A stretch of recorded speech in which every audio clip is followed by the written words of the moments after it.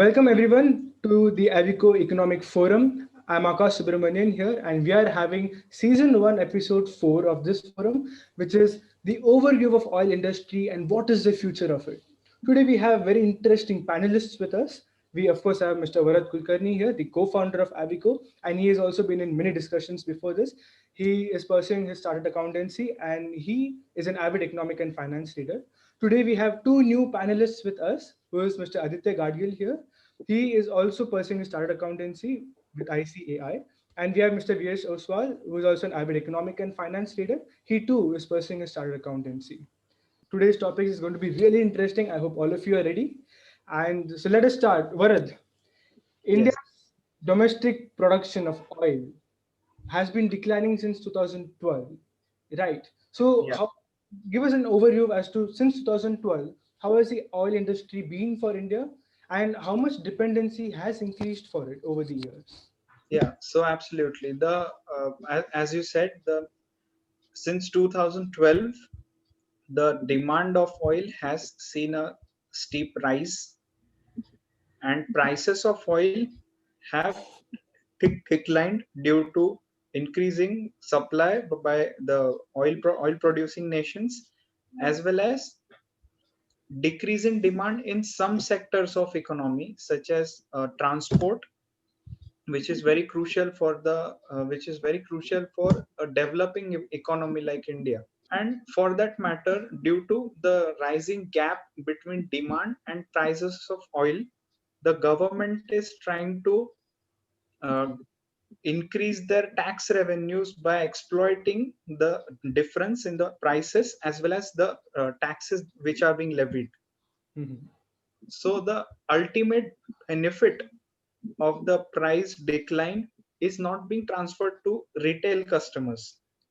So that is what I believe. And in near future, I don't see the scenario to be changing anytime soon, because the Mhm. government is also in needs of funds now due to current hit pandemic and lockdowns. The economic activity has slowed down significantly. So the government is in need of revenues, and petroleum is one of the finest source of revenue for the government, both union and state governments. So that's what I believe. Yeah. Absolutely. As you mentioned, during the pandemic itself, it has been difficult for the oil producing nations too.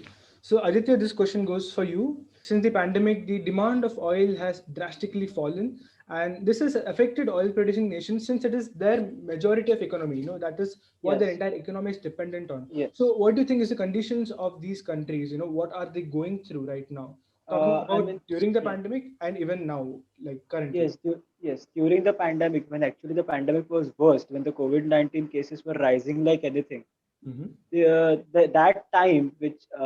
that time was very crucial for the OPEC countries, I would say, which are Saudi Arabia, Iran. These are all oil producing countries, are they are into OPEC, and for them this period was really really bad because the if you look, the oil prices were really down, and sometimes the oil prices were in negative.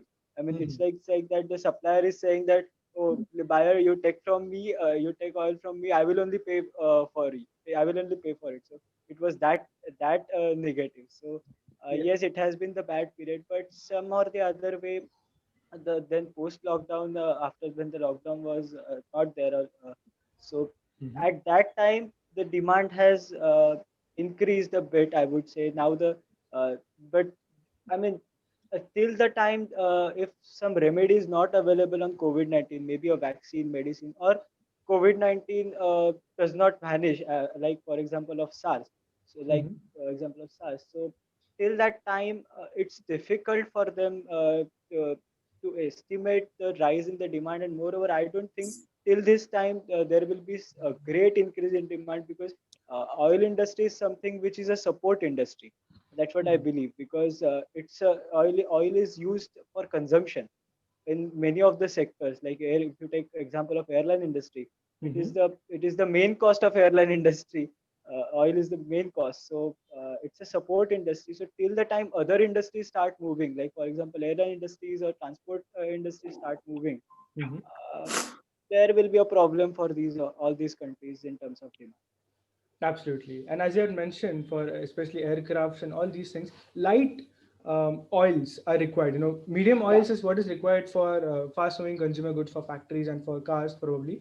But aircrafts and rockets and all these things require light fuel, which is like really difficult to store. And that is something that has happened. Storage capacity of countries has reduced. That's why the prices also fell so exactly. drastically during the pandemic itself. So that is a very good point that you brought forward. Thank you so much. Yes. Vyash, the next question goes for you. Now, we're talking about oil prices getting very low during the pandemic, but this does not initially surprise people because oil prices have always known to fluctuate over time.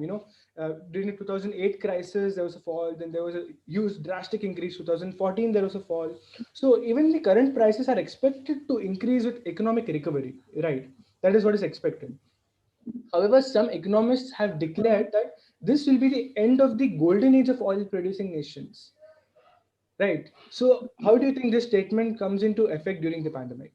The pandemic reason is that during the pandemic there is a severe lockdown in the industries, and foreign exchange transaction and foreign transaction came to stand still. That's why the import and export goods, that the foreign exchange and foreign exchange of the crude oils, especially from Gulf countries, has become too low, where the import has become very, due to decrease in the demand, import price has been decreased.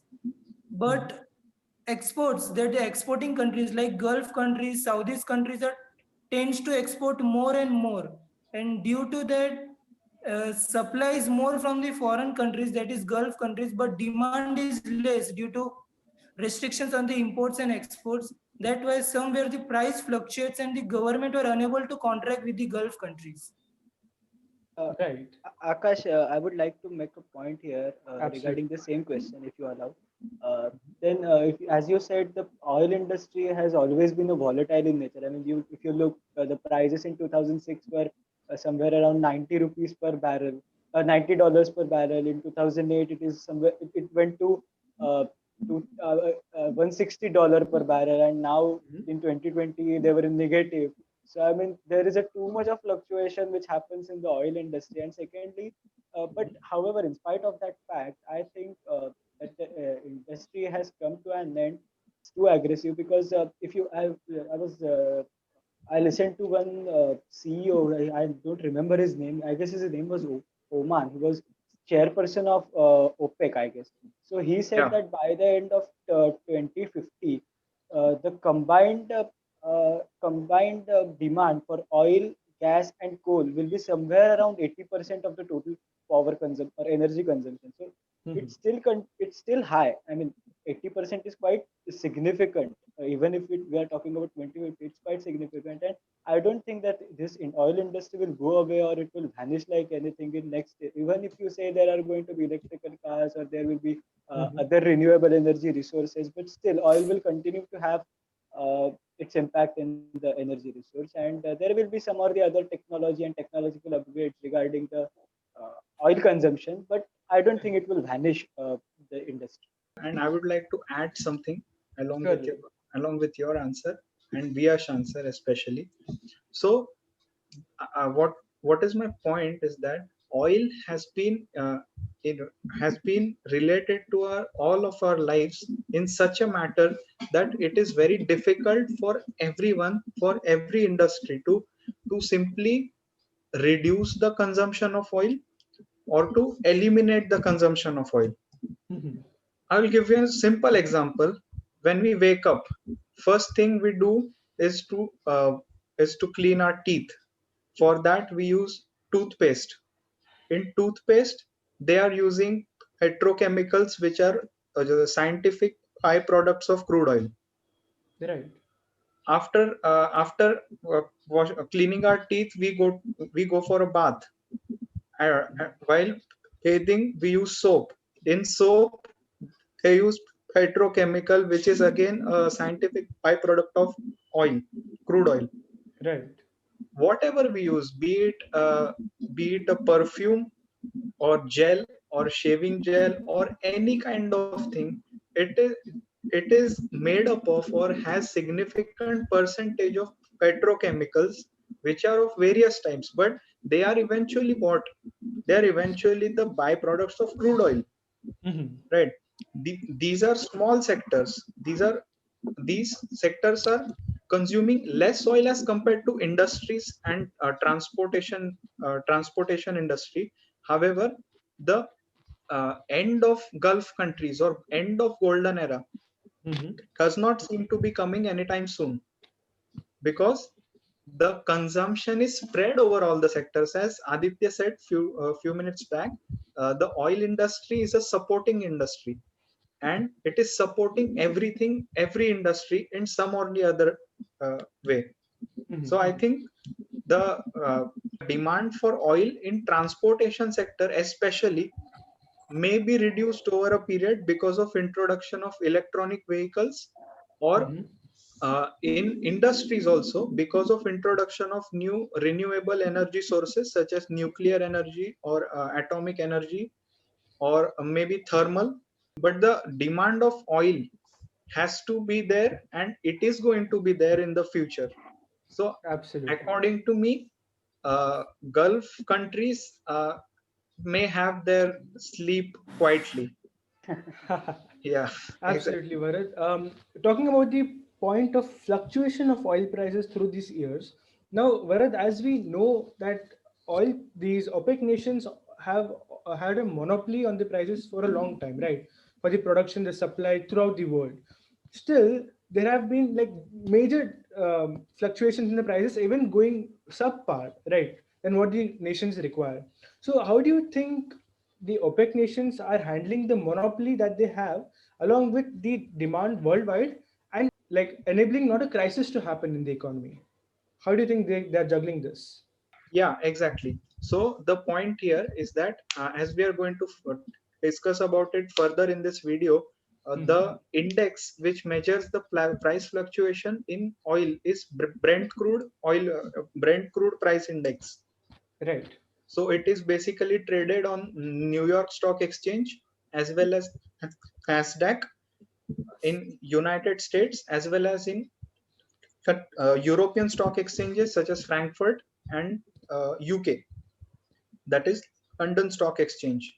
The thing here is that the fluctuation in price of oil is majorly affected by the supply of oil, that is the production of oil by OPEC, and the production by their competitors also.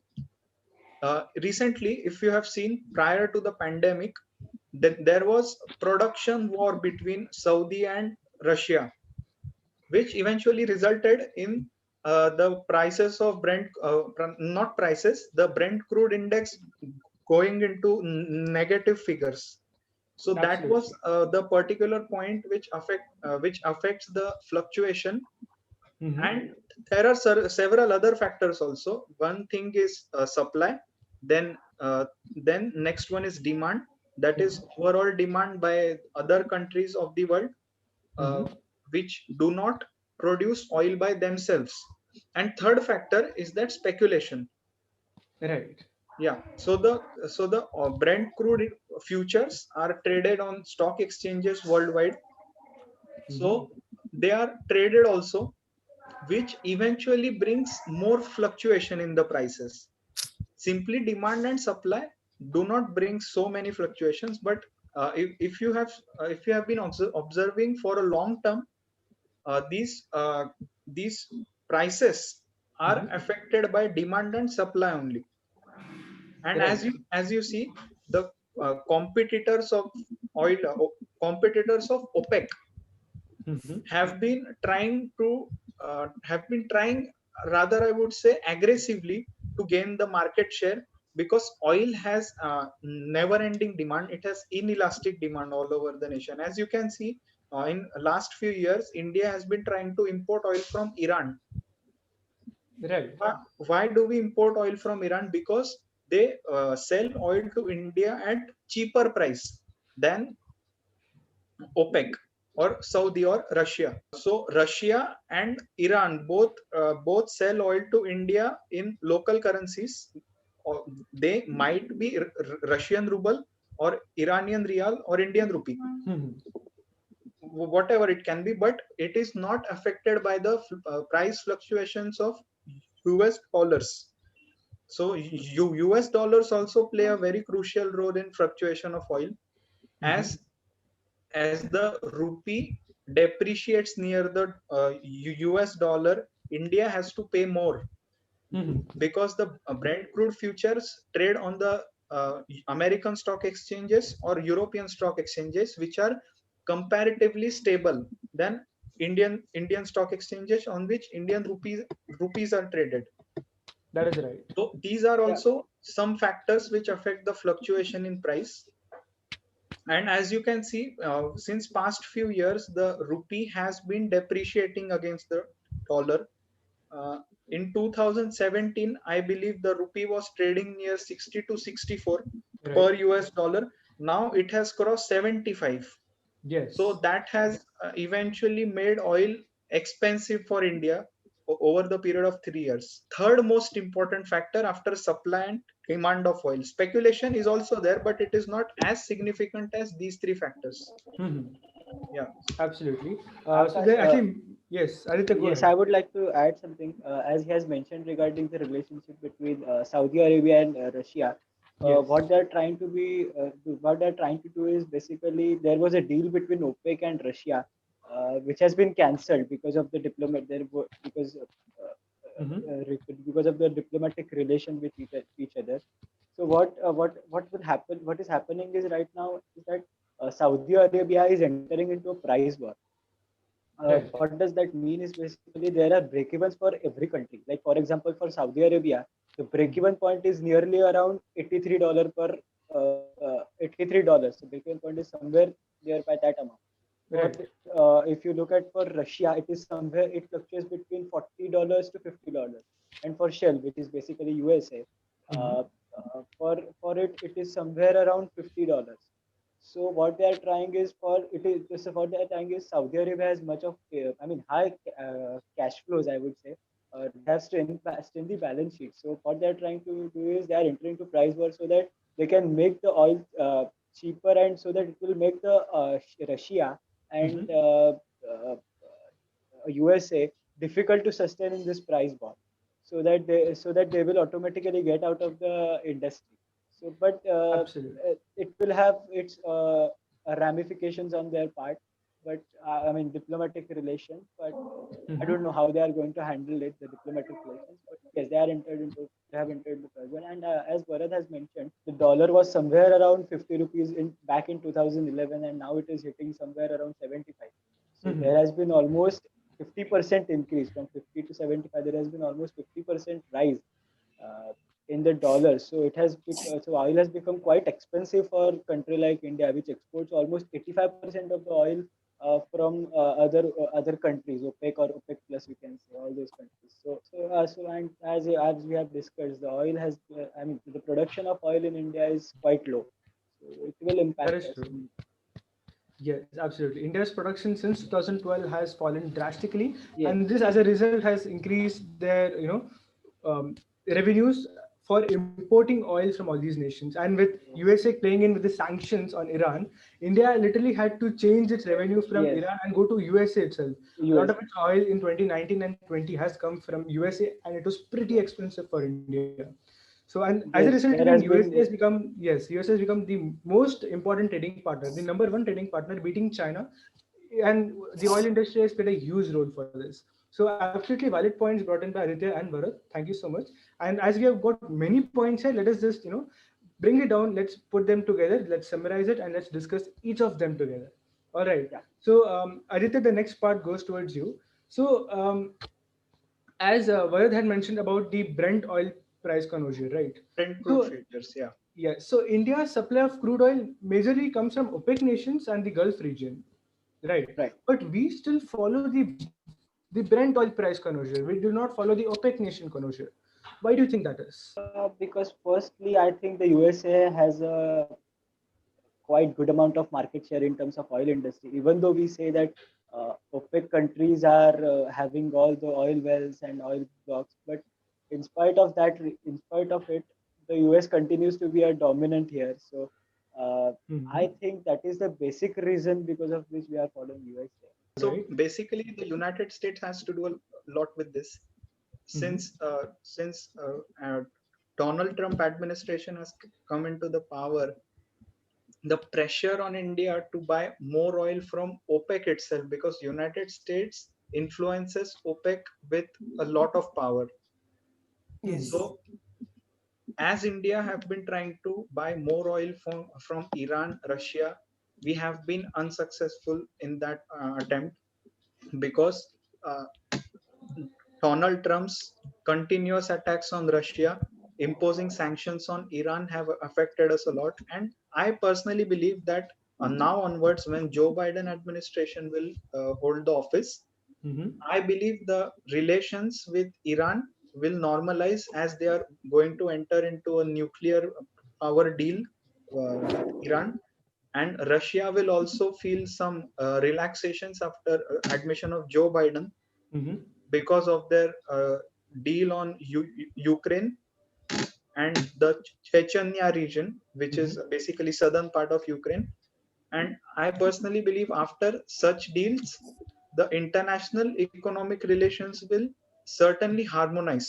Mhm. This may take a year or so, but I personally believe Joe Biden administration might not be as useful for India, or useful won't be a proper word. The Joe Biden administration will certainly harmonize the international affairs of all the countries, and certainly once the economic affairs are harmonized, the foreign relations of countries will also improve in some kind or the other. Because Absolutely. as you know, according to a US philosopher, every country has only permanent interests than permanent friendships. Yeah, That is true. yeah, Yes, exactly. absolutely. Thank you, Varat, for adding to those points. So now let us keep hold on the OPEC nation economy and the world economy. Let us focus more on India's effect with the oil industry crash in the pandemic, right? So, Vyash, this question is for you, Vyash. Yes. You had mentioned about the state governments not getting too much tax revenues during the pandemic, right? So, do you think this Yes. was the reason that tax charged by the state government on petrol and diesel, that is the VAT, is not uniform in all the Indian states? There is some indifference between the state government. There is a major reason is that the demand fluctuates too much in the oil prices. Recently, in Mm-hmm. their study, it has that India is the third largest importer of the crude oil consumer, and it's more than 80% of the requirements are of India's consumer. And due to sharp decline in the oil prices, there is a windfall in the economy. And if prices goes down, there lower level, then the fact of the global growth is like remain stable, then Mm-hmm. it would like to import more and more from the Gulf countries, that the demand increases and the price falls up to a certain level. Then India, like the more and more states and state government tries to improve the relationship with the countries and all. However, it will, in positive sense, we can say that it will develop the state government's physical health and tax revenue. There is a significant benefit. Sharp decline in the prices has affect the many state governments to reduce their tax prices in order to benefit the ultimate consumers. However, the ultimate motto is that if the prices goes increase and increase, and more excise duties, VATs, and sales tax, Mm-hmm. as crude oil is not under the composition of GST, then all such taxes gets imposed, and ultimately the uh, consumer has to bear all the prices, and it ultimately shift to the that. And Absolutely. also there is one more factor, that the steep depreciation in the rupee factor. And there is a one more index called foreign inflation index, which is used to measure the country's domestic country with the foreign countries. The decline in the FFFII of the Indian rupee, which ultimately leads to the state are India's economic GDP, and we can say industrial index production, or a wholesale rate index, which ultimately comes to down. And this is the major reason that is gained from the major reason we are not able to gain from the decline in the prices, because Mhm. consumer are unable to get the benefit, and ultimately government are also unable to make the customer satisfaction. That is absolutely valid. Thank you so much, VS, for getting in those points. Yes, As you had mentioned, yes, Aditya, go ahead. yes, I would like to add one more point that, as he has Go ahead. mentioned, that GST is not under the, petroleum is not under the GST, because Mhm. I guess Varad and Viyash is studying CS, so they know that under the charging section, which is section 9 of CGST, petroleum is kept out of Yes. the Yeah. GST. Yes. So they know that. So, so talking about that, if suppose from tomorrow, if we start levying GST on petroleum, then Mhm. there will be a losses to the state as well as to the central government, because one, if because this GST rates will not be able to compensate the rate at which the VAT is levied right now currently. I mean, it Mhm. won't be able to compensate the revenue which the state government was earning because of VAT. I mean, if you look, if the statistics suggest that increase in 1 rupee of VAT or excise, it leads to almost 13,000 crore rupees of revenue, generation of 13,000 crore rupees of revenue. So it's a quite high. And if Absolutely. I mean, levying a GST on the petroleum product will be beneficial for the consumers, but certainly not for the state. And moreover, under the GST, there is a provision that if there is any losses which the state government has Can to be Yeah. set off. suffer due to the levying of GST, the central government has to compensate the state government. So Mhm. from the point of view of central government also, they are not ready, because they have to compensate for it. So I don't think there will be uniformity. And moreover, when the GST was implemented, Mhm. there was a lot of opposition that, oh please, you keep petroleum product away from GST or out of the GST. So I Yes. don't think that there will be uniformity uh, in terms of levying GST on petroleum. So that's my Absolutely, Aditya. Really valid points. Thank you so much for those. Aditya, this I'll section this question to you. So, as you had mentioned, that the easiest way for tax revenues, thanks to no implementation of GST on petrol and diesel, especially petrol, there was a reason why VAT was implemented, and such high charges was levied for petrol prices. I'll give an example. In 2020 January, the price given to dealers of petroleum was 42 rupees, right? And yeah. the price charged to the customers per liter was 71.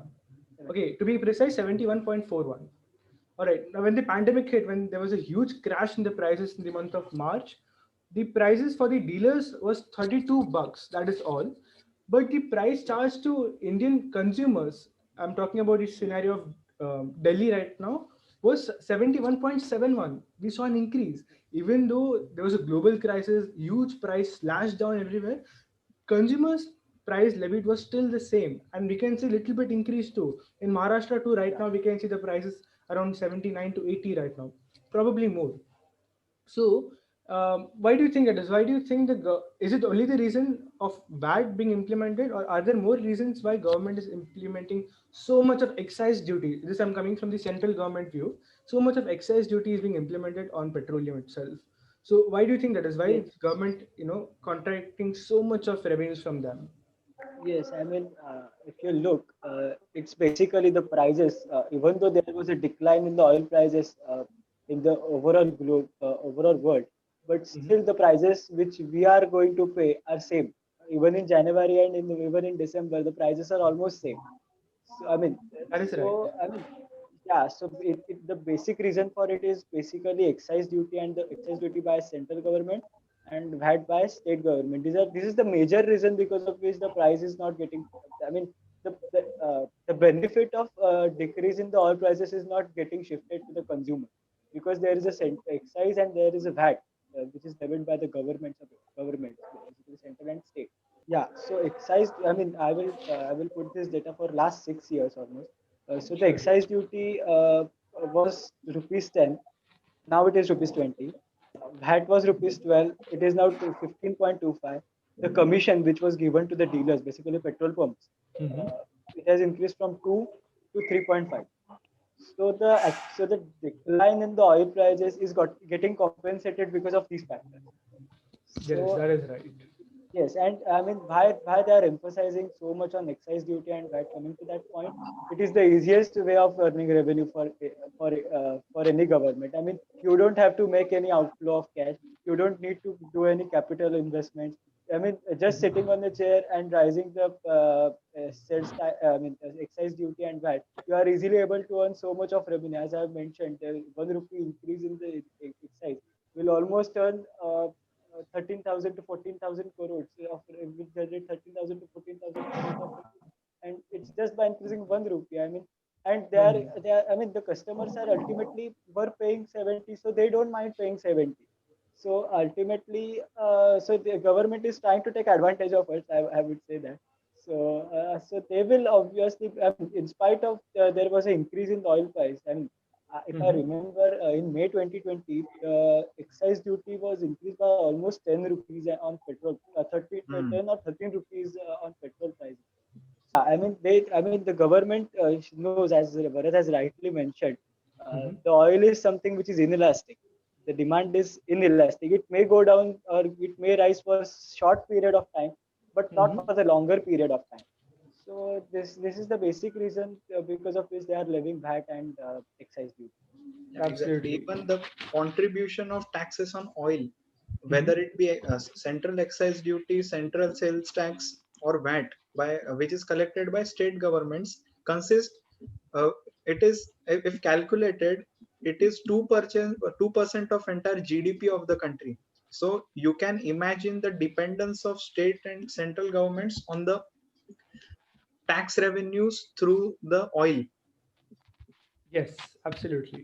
And since the demand is inelastic, it is very easy for central and state governments to earn taxes through it, as Aditya said it very rightly. Mhm. So that's the point here. Yes, that is right. So I think even though it is believed worldwide that a fall in oil prices is beneficial for the domestic country as import bill comes down, but talking in the consumer's point of view, this won't Yeah, be beneficial for the beneficial. consumers. So the Yes. consumers would hope that global prices would remain stable so that even they can pay a stable amount for their fuel. So thank you so much, Aditya and Bharat. Bharat, I'll come back to a very important part of this forum right now. The WTI futures commodity, as you're talking about the negative crash, literally stating that the traders were ready to pay buyers for their purchases, as Aditya had mentioned. So, could you give an explanation about the futures commodity market concept? And after that, we can delve into the negative price of oil and its effect. In May 2020, as we saw, Brent crude index fell below zero. It became negative, which eventually means the seller were ready to pay buyers. In general rule, it is otherwise. So we have to understand basically what are futures. It is basically form of derivatives which is traded in the markets. Mhm. Derivatives are form of future contracts. I will explain one by one. First, I will explain what is a future contract. Then I will explain how these contracts are traded in the market. Mhm. Then I will explain what is Brent crude futures. And at, at the end, we will discuss why the Brent crude futures went into negative price line. Surely. So let's understand what are the futures first. Future contract is something which is booked booked on the spot, but the delivery and payment of the same is made in the future. I will give you a very simple example for this. Mhm. uh, you you go to a farm and ask the farmer that I will purchase the whole harvest at 30 rupees per kg. Suppose it is harvesting wheat. I will Mhm. purchase wheat at 30 rupees per kg after 2 months or after 1 year. Say after 1 year, right?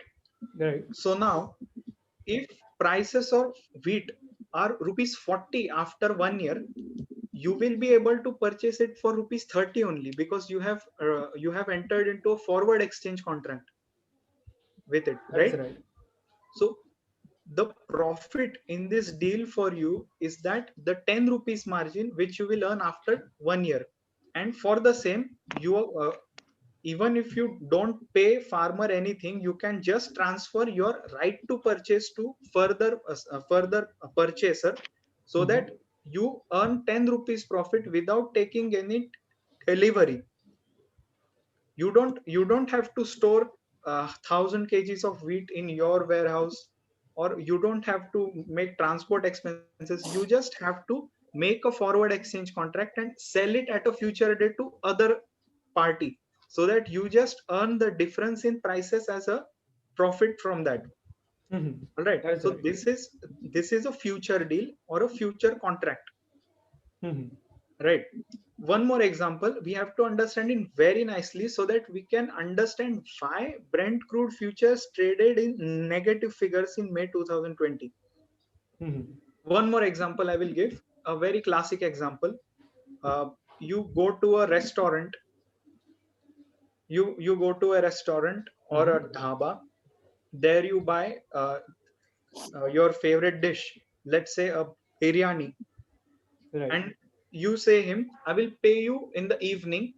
Right now you, you just book my Order. dish, which is uh, which is at 100 rupees per plate, right?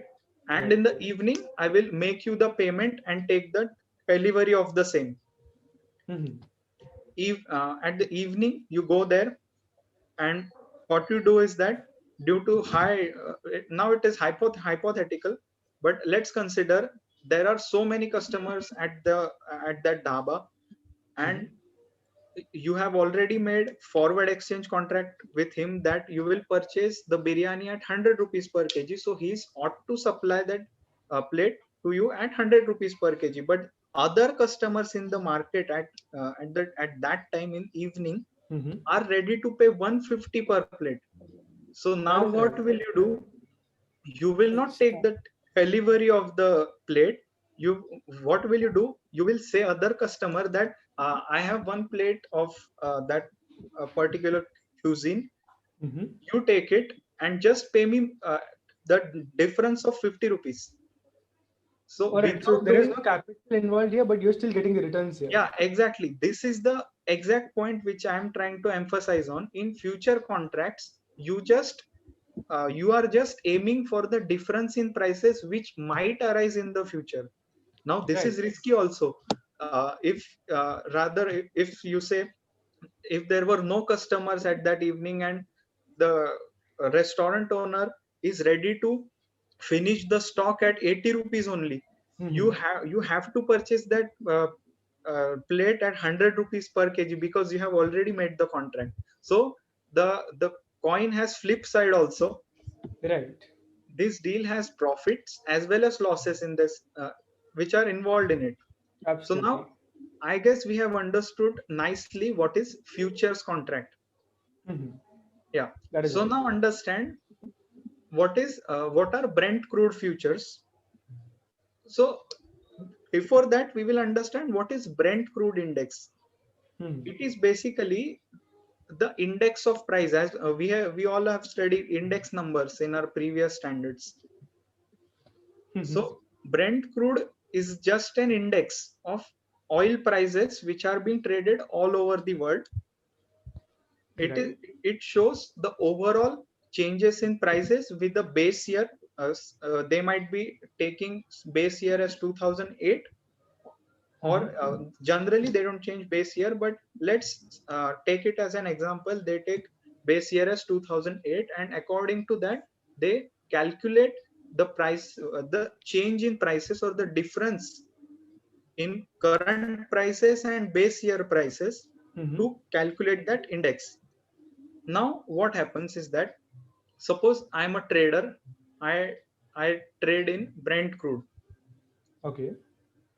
What I do is that I don't have any warehouse, I don't have any transportation arrangements. I just have a computer. I'm simply a trader. I don't have anything to store or supply, or I don't have even capacity to contract with further parties, which because the parties which eventually purchase the crude oil are big Mhm. companies or governments of the countries or states. I don't have that capacity. I just have a simple computer in front of me. So what I do is that I enter into a contract with some supplier, say Saudi Aramco or any other thing, or even the seller of future contract. As I as in my example, the customer at the evening, customer in the evening in that restaurant to whom I sold the plate for 150 rupees, that customer, for that customer, as I am selling him the future contract, someone else might be selling me a future contract which he might have purchased earlier. So what I do is that I enter into a contract with a supplier that after 1 month, generally Brent crude futures expire after 1 month. So I enter into a contract with him and say that currently Brent crude futures are trading, let's say, at $80 per barrel. After 1 month, I will pay you $90 per barrel and take delivery of, say, 100 barrels. So in this transaction, I aim to earn profit. And how I will earn profit is by way of following. I expect the prices of Brent crude futures barrel to increase to rupees 100 by the end of next month. So my immediate profit is the difference between what will I receive and what will I pay. That is 100 minus 90. And I'm purchasing 100 barrels. So my total profit will be 100 into 10. So $1,000 will be my profit. So what happens now? 1 month goes like anything. Time flies, we all know. Right? So the thing is that after 1 month, the price of oil actually becomes 100 rupees, and I sell the contract to that particular person, and I earn the. Since January 2020, there was a price war, as Aditya mentioned few minutes back, between Saudi Arabia and Russia. Both of them were trying to ramp up the production. They were trying to increase the production to next level so that they can thrash out the other competitor from the market, which resulted in huge supply of oil in the market. And due to that, prices eventually came down. Taking advantage of the same, the governments of many countries stocked up or stockpiled the oil for their countries at these lower prices. Right. So this was the one factor which resulted in decrease in oil prices. Now I will tell you what resulted the Brent crude futures to go negative, which were expiring in the month of May. So what happened is that I'm a trader. I have a computer. I don't have storage. I don't have warehouse. I don't have transportation arrangements. Right. So I purchased Brent crude futures in April or March, which were expiring in May 2020, thinking that oil prices would rise or fall. Accordingly, I would have taken long call on futures or short call. But to everyone's surprise, the countries went into lockdown. The demand came to almost zero. Right. And there were no buyers of oil only. So now the sellers which have took long call on the Brent crude futures were not finding any buyers for the Brent crude, because government has already stockpiled their stocks of oil. Big oil companies are there, such as ExxonMobil, British Petroleum, or many Saudi Aramco have stockpiled their oil. There were no buyers for the oil, for the speculators basically, who wanted to sell their shares, especially who had taken long call, and to cover the shorts who had taken short call before. Short sellers were eventually happy because of the negative prices of Brent crude. But what this is what happened, and this was basically a byproduct or of the price war which was going in Saudi Arabia. So at the time of May 2020, I'm a trader. I'm not finding any buyers for my stock, for my oil futures. So now, as I explained in my example, in the evening, I am supposed to take delivery of the plate because I have already contacted with him in the morning and said I will purchase the plate for 100 rupees in the morning. So I am supposed to purchase that plate in the evening. Same happened with the speculators. In the May 2020, the delivery date was coming near. They were not finding any buyers for their oil. Now they don't have any warehouse, they don't have any transportation arrangement. What will they do with that much quantity of oil? Right. Right. So that was the case. No one was ready to buy. There were only sellers, and sellers were those who had future agreements in their hands. Right. Sellers were going mad because as on the date of expiry they have to make a payment and they have to take the delivery. In normal situations, what they do is that they square off their situations by handing over that contract to some other party, so that other party will buy from the companies, or they will also square off their uh, position in the futures. I hope you are understanding. Yeah, yes. But in the month of May, the lockdowns had hit the country. No one was buying oil, and sellers went frantic.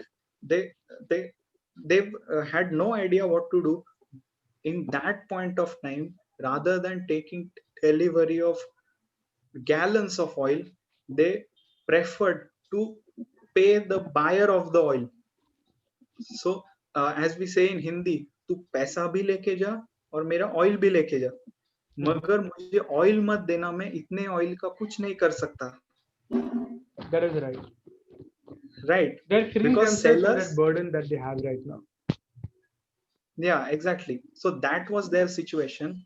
And mind you, if this situation, the condition of negative oil prices in the Brent crude had continued, many US companies would have been declared bankrupt because there was no buyers of the company. However, the US laws won't allow US such big oil companies to go bankrupt because they are pillars of American economies. So, Trump administration have to be would have to provide them with some bailout packages, but that was a possibility which could have been materialized if the futures were traded in negative price for some more period.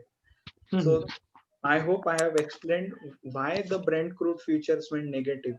And negative as in the contract price of the futures went negative, not the actual price of oil. Now people will say, if the sellers were ready to pay you some money and they were also ready to give you oil, then why didn't India exploited this opportunity and purchase the oil at such a lower prices? We have to understand that these are the prices of crude futures and not exactly the crude oil. That is right. Yeah. So the negative prices which were happening in May 2020 were more result of speculation which was going into the market. And in June 2020, after that, they normalized. Once the countries opened up, industries started functioning, the price again went to $20 to $30 per barrel, and now they are trading uh, at marginally lesser than their average rate, which were before the pandemic. Absolutely. Varad, you explained this very much in detail, and thank you so much. With the examples that you have given, This has been really clear. I'm sure our audience would also appreciate this. So thank you so much, Varad. Thank you So so now much. let us move to a very important aspect, which is we are seeing the overview of the oil industry and what has been the effect in the pandemic.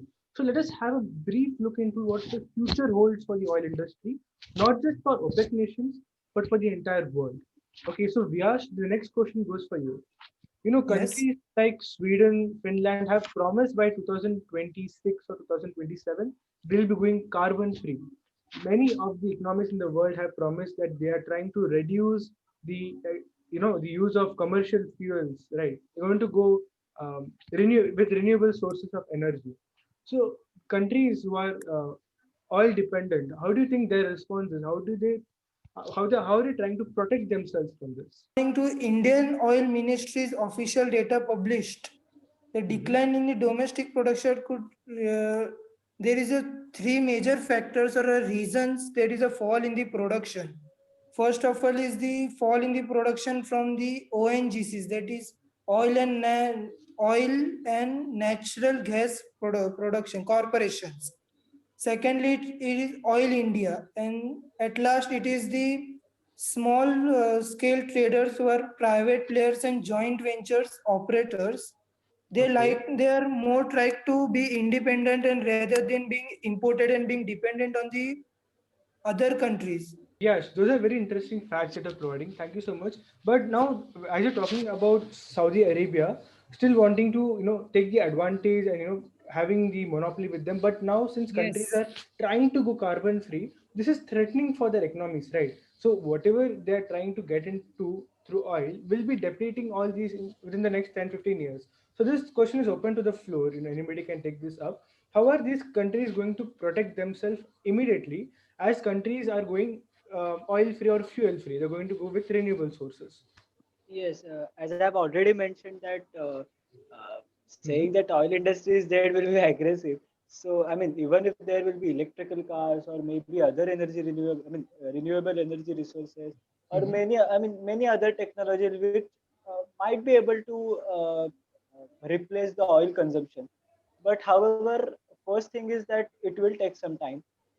Right. Moreover, secondly, there will be a need of technological upgrades. Even if I say that from tomorrow there will be electrical cars, but Hmm. for the safety features, electrical charging points, all the service centers, so it will take some time to establish to full extent.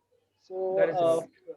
yes, and secondly, from if I say from oil industry point of view, there is a possibility that we can purify the carbon dioxide which is emitted because of the combustion of oil. Hmm. So there could be a way out which can be a solution for this problem of carbon dioxide.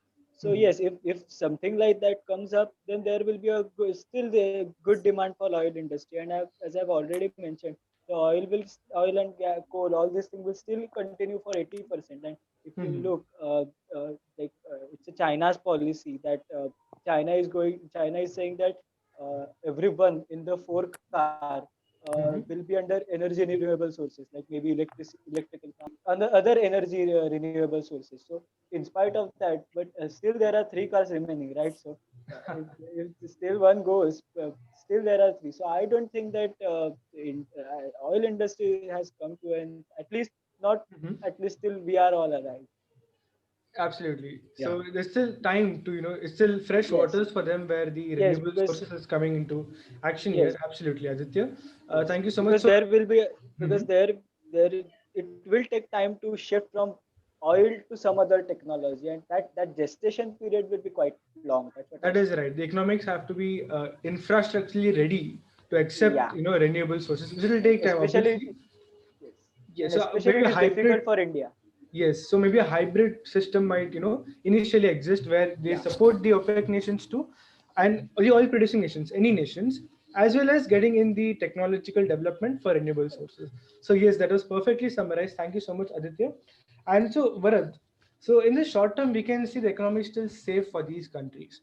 But however, many economists have believed that in the long run, depending on oil is not at all beneficial for these countries like Russia, Saudi Arabia. All these Yes. countries have been, and I quote, have been educated to look into a diversified economy where they look into more sectors. So, what are the options available for oil dependent economic nations? Yeah, so basically, the oil dependent economies in the world are majorly located in the Gulf region, that is Middle Eastern Asia. Mhm. In recent times, we have observed that the contribution of Gulf nations to the sectors such as tourism, export of milk products, export of chemicals, engineering products, as well as exportation of dates. Yeah, Right. exportation of dates. So it has increased from their part.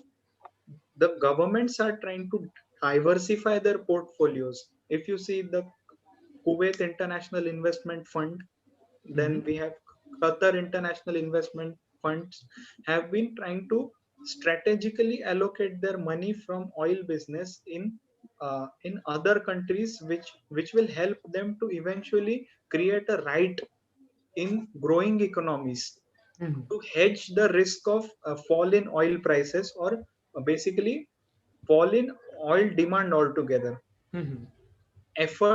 Significant efforts for that matter are being made from the governments of Gulf countries, such as if you see recently Saudi Aramco has contracted with Reliance Industries to form a refinery in Ratnagiri, Maharashtra.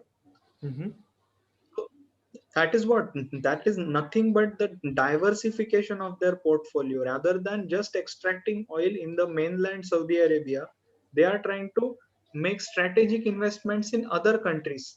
Middle Eastern countries have significant economic relations with countries like China, Japan, South Korea. Mhm. They have investments in their state-owned companies, state-owned companies like that. So it will certainly hedge the risk of oil being obsolete from the economies. Mhm. So Absolutely. yeah, So yes, Varad, thank you so much. This was perfectly summarizing what the oil industry is, currently going through and what is the future for them. And thank you so much, Aditya and Viyash, for joining us today. I think this is a very interesting discussion. Thank you so much, guys, and all our viewers. Thank you so much for viewing this video. If you have any more questions for us, you can put it on the comment section below, and like and share our video. Subscribe to our channel.